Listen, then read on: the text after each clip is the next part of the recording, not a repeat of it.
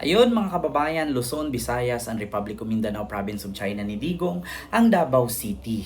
Ayan, mga kababayan, ito na po.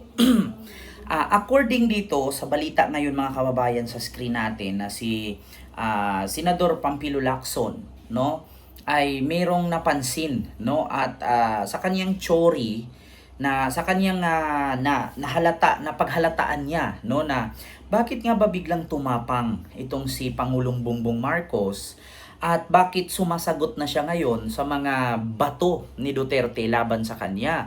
So ngayon, may napansin itong si Pangulong ay si Pampilo Lacson, meron siyang napansin according nga dito sa Politico News, no? Politico News, Lacson bold theory, ayan nasa screen natin.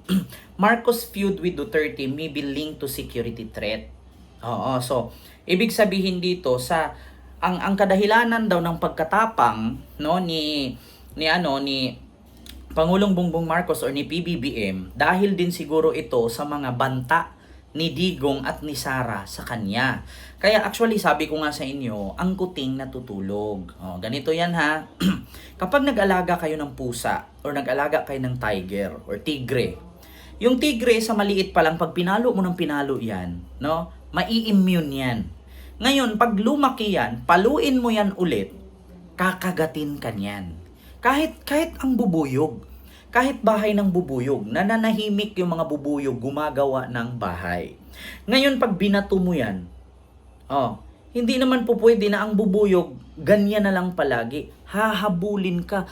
Pinaghirapan nila yung bahay nilang gawin, tapos babatuhin mo lang. So ganun, no, ang napansin sa teorya ni Ping Lacson na kung saan kaya pala matapang, no? Kaya siguro matapang itong si Pangulong Bongbong Marcos ngayon dahil ito sa pambabatikos, no, ni Duterte at mga banta ni Sara sa kanya. Sabi dito ni Senador Lacson, returning Senator candidate Ping Lacson has a theory why President Ferdinand Marcos was suddenly passionate in criticizing his predecessor Rodrigo Duterte during May 25 election campaign. Oo, sabi dito, it could be because of a threat of his life or administration, but as to whether or not this was attributed to Duterte remains to be seen, Lacson said. Di ba? Lacson theorized this when asked about Marcos' campaign speeches blasting Duterte for his bloody war on drugs and FIBO to China despite the South China Sea dispute. Mahilig ako mag-analyze. Sabi ni Lacson, mahilig ako mag-analyze. I'd like to stretch my imagination even further. Sabi niya, alam nyo yung Pangulo may access sa lahat ng impormasyon. So, I'd like to think mayroong pinanggalingan yung kaniyang passion doon sa kaniyang speech. Kaya sabi nga ni Pangulong Bongbong Marcos doon, wala sa kanila. Yeah, ang may pahig dugo mula sa tukhang, wala sa kanilang mga kandidato ko. No? Ang kasabwat sa pagbulsa ng sako-sakong pera sa panahon ng krisis ng pandemya, pinagsamantalahan, at wala sa kanila ang mahala sa kristan na mga bulaang propeta.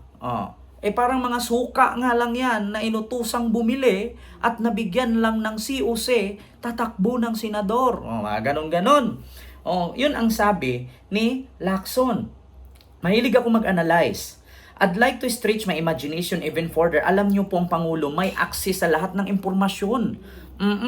So I'd like to think mayroong pinanggalingan yung kanyang fashion doon sa kanyang speech o sa mga binibira ni BBM. Lacson said at that the press conference with the rest of the alyansa para sa bagong Pilipinas in Iloilo City.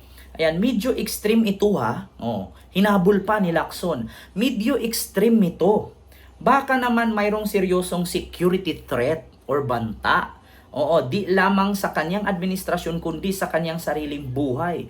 Minsan kasi pag tayo nadadala ng emosyon, na i-express natin in a subliminal manner, he added. Di ba? So, kaya siguro ganun na lang ka galit ni Pangulong Bongbong Marcos. Kaya siguro ganun na lang ka lakas ang pagbira ni Pangulong Bongbong Marcos sa kanyang speech doon sa Iloilo rally.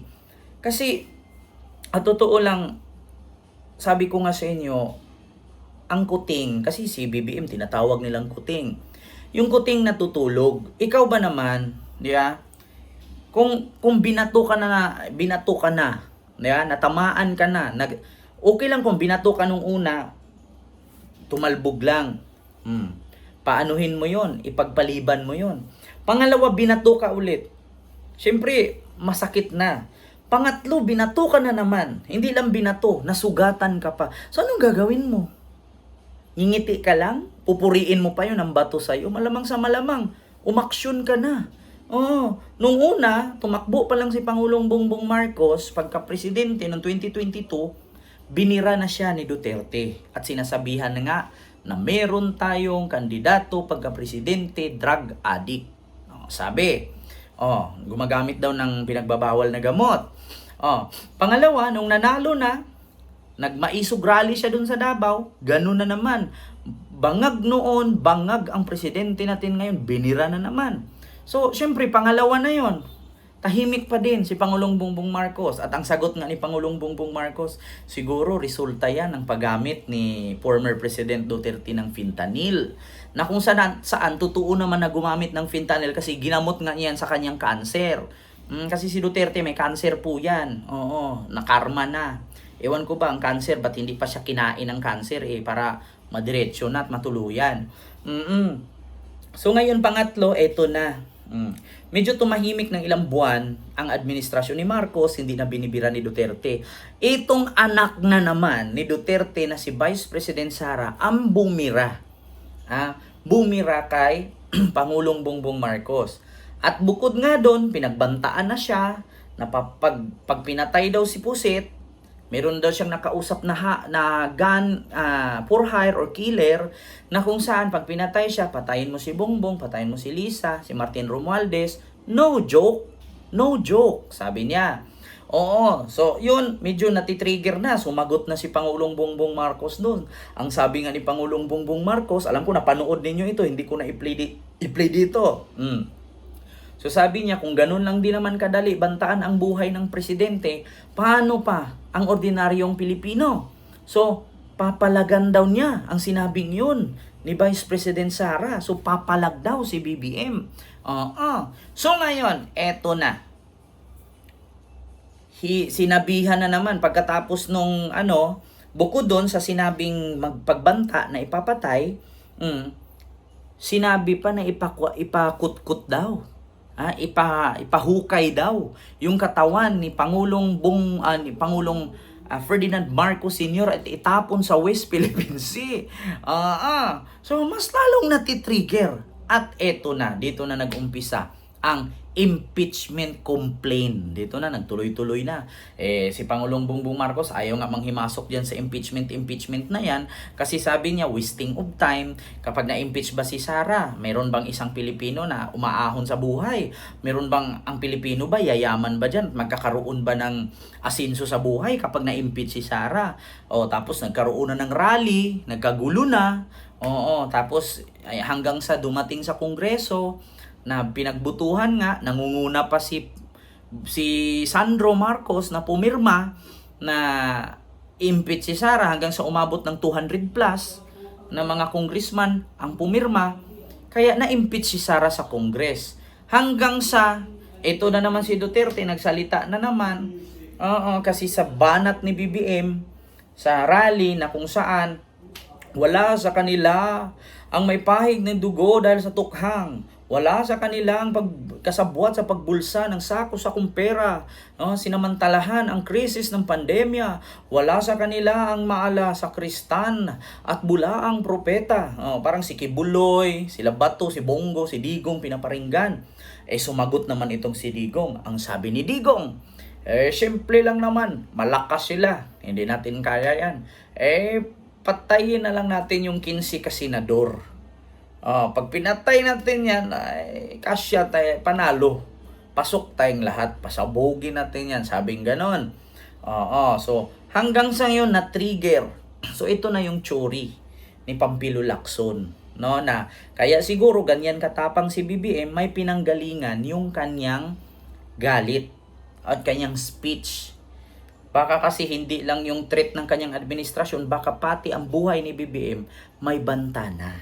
Oo. Kaya ganyan na lang ka laki ang galit ni Pangulong Bongbong Marcos ngayon. So yun po yun mga kababayan. So ito actually itong si Lacson magaling to sa taktika pagdating sa kaguluhan, magaling to mag-analisa. Pero kapag ito nag-analisa to, may kasiguraduhan eh. Alam naman daw po natin na si Pangulong Bongbong Marcos, presidente yan, may access sa lahat ng impormasyon. Di ba? So yun lang mga kababayan, yung aking reaction video, ang theory ni Pampilo Lacson ay talagang totoo kaya ito? Si Pampilo Lacson lang nakapansin. Alam ko maraming nakapansin yan, nagbubulag-bulagan at nagbubungul-bungulan lang. Di ba? So yun lang, maraming salamat and see you next vlog. God first. Thank you. Bye-bye. Huwag kalimutan mag-like, mag-share, at mag-subscribe.